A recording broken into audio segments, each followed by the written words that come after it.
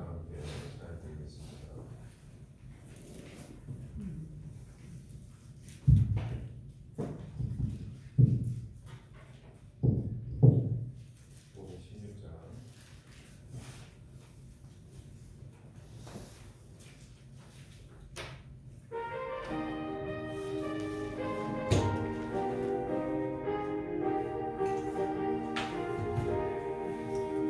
오른길 가느라 의의 길 세계 만민의 참된 길 이 길 따라서 살 길을 온 세계에 전하세 만 백성이 나갈 길 어느 밤 지나고 동튼다 하나님 보아라 저기 주 예수의 나라 이 땅에 오겠네 오겠네 주 예수 따르라 승리해 주 세계 만민이 나아갈 길과 진리요 참 생명 장검을 부수고 다 따르라 평화 어두운 밤 지나고 동튼다 완전히 보아라 저기 주 예수의 나라 이 땅에 오겠네 오겠네 놀라운 이 소식 알리어라 세계 만민을 구하여 내 주 예수를 보내신 참 사랑의 하나님 만 백성이 따를 길 어두운 밤 지나고 동튼다 환히 보아라 저기 주 예수의 나라 이 땅에 오겠네 오겠네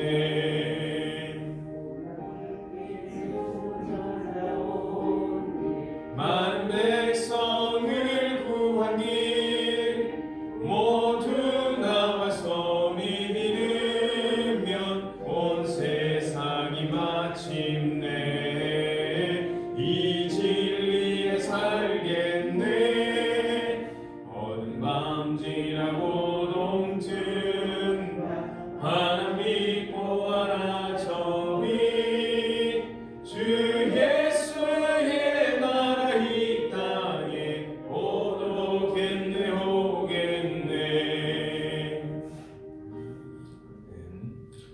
하나님 아버지 감사합니다.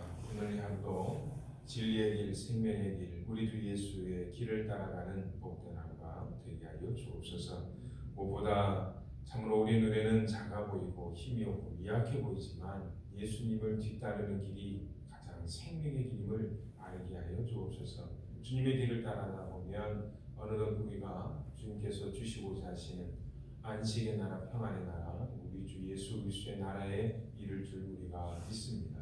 주님만을 뒤따르는 우리의 참된 제자도의 삶을 오늘 이 하루도 주의 영광을 위하여 살아가는 복된 하루가 되게 하여 주옵소서. 우리를 원하신 예수 이름으로 기도합니다. 아멘. 누가복음 13장 18절에서부터 35절까지 말씀입니다. 누가복음 13장 18절에서부터 35절까지 말씀 제가 봉독하겠습니다. 누가복음 13장 18절에서부터 35절까지 말씀 제가 봉독하겠습니다. 그러므로 예수께서 이르시되 하나님의 나라가 무엇과 같을까? 내가 무엇으로 비교할까? 마치 사람이 자기 제수밭에로 갖다 심은 겨자씨 하늘 같으니 자라나무가 되어 공중의 새들이 그 가지에 깃들였느니라. 또 이르시되 내가 하나님의 나라를 무엇으로 비교할까? 마치 여자가 가루 서말 속에 갖다 넣어 전부 부풀게 한 누룩과 같으니라 하셨더라. 예수께서 각 성마을로 다니사 가르치시며 예루살렘으로 여행하시더니 어떤 사람이 여짜오되 주여 구원을 받는 자가 적으니까 그들에게 이르시되 좁은 문으로 들어가기를 힘쓰라. 내가 너에게 이르노니 들어가기를 구하여도 못하는 자가 많으니라. 집 집주인이 일어나 문을 한번 닫은 후에 너희가 밖에 서서 문을 두드리며 주여 열어주소서 하면 그가 대답하여 이르되 나는 너희가 어디에서 온 자인지 알지 못하노라 하니 그때 너희가 말하되 우리는 주 앞에서 먹고 마셨으며 주는 또한 우리의 길거리에서 가르치셨나이다 하라. 그가 너희에게 말하여 이르되 나는 너희가 어디에서 왔는지 알지 못하노라. 행악하는 모든 자들아 나를 떠나가라 하리라. 너희가 아브라함과 이삭과 야곱과 모든 선지자 하나님 나라에 있고 오직 너희를 밖에 쫓겨난 것을 볼 때에 거기서 슬피 울며 이를 갈리라.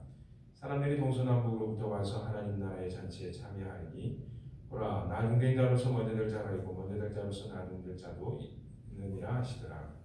곧 그때에 어떤 바리새인들이 나와서 이르되 나가서 여기를 떠나소서 헤롯이 당신을 죽이고자 하나이다. 이르시되 너희는 가서 저 여호와에게 이르되 오늘과 내일은 내가 귀신을 쫓아내며 병을 고치다가 제3일에는 완전하여 지리라 하라.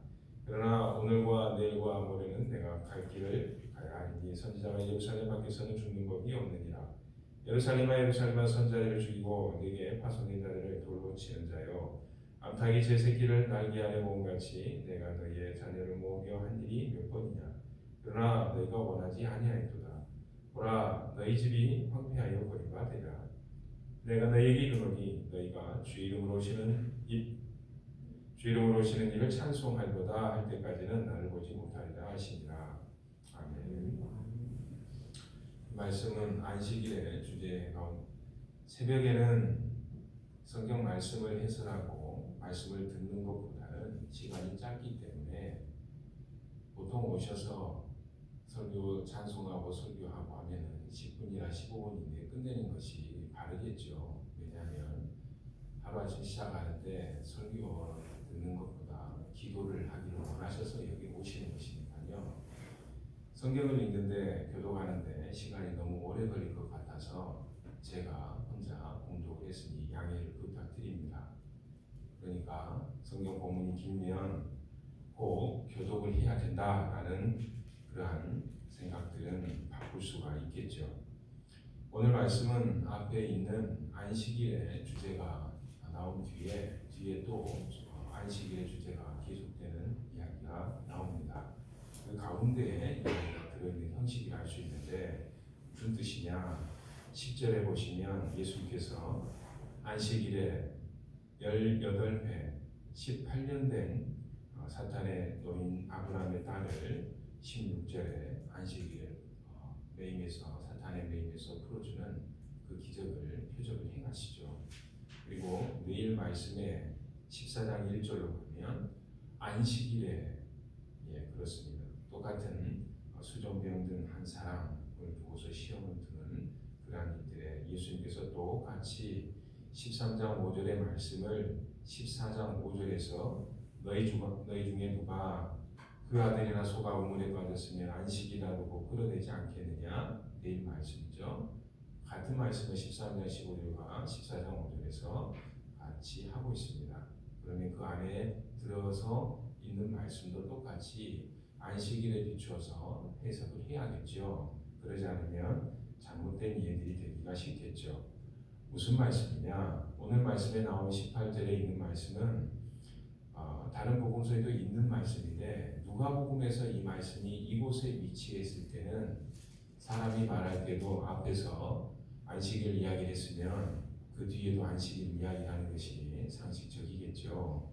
그러면 18절에 있는 하나님 나라가 뭐가 같을까는 안식의 나라가 어떤 나라인가, 하나님 나라는 안식의 나라다, 그것을 말하기 위해서 예를 들고 있는 것이죠.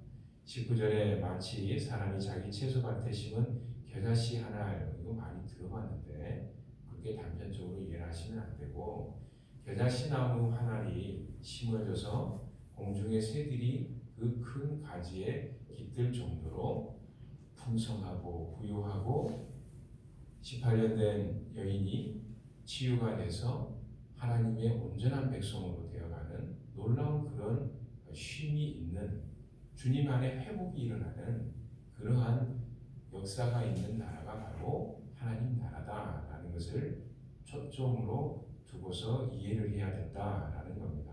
그러면 다른 곳에서는 다르게 이해를 해야죠. 20절도 마찬가지입니다. 전부 부풀게 한 누룩은 이 본문들이 쉬운 본문이 아닌데 새벽에 다 설명할 수는 없고요. 앞에 있는 안식과도 연관이 되지만 뒤에 있는 말씀과도 함께 연결이 되는 그 특징을 갖고 있습니다. 전부 부풀게 한 누룩, 이것도 똑같이 공통적으로 안식의 풍성과 풍요함과 그 부요함을 나타내고 있죠. 이 두 개 비유의 같은 특징은 아주 조그만 것이 아주 크게 되는 그러한 놀라운 일을 보여주고 있는데, 이 두 개 공통점이 어디에서 한 사람을 가리키고 있느냐?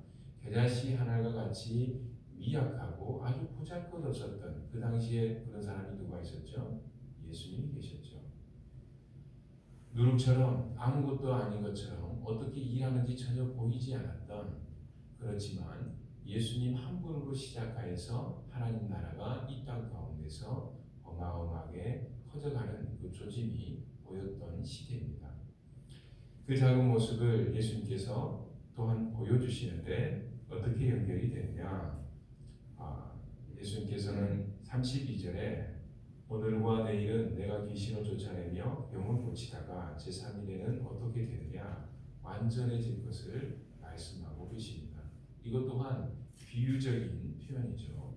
예수님이 문자 그대로 어제, 그제, 그리고 오늘, 그리고 내일 이 말씀을 하고 계시는 게 아니시죠.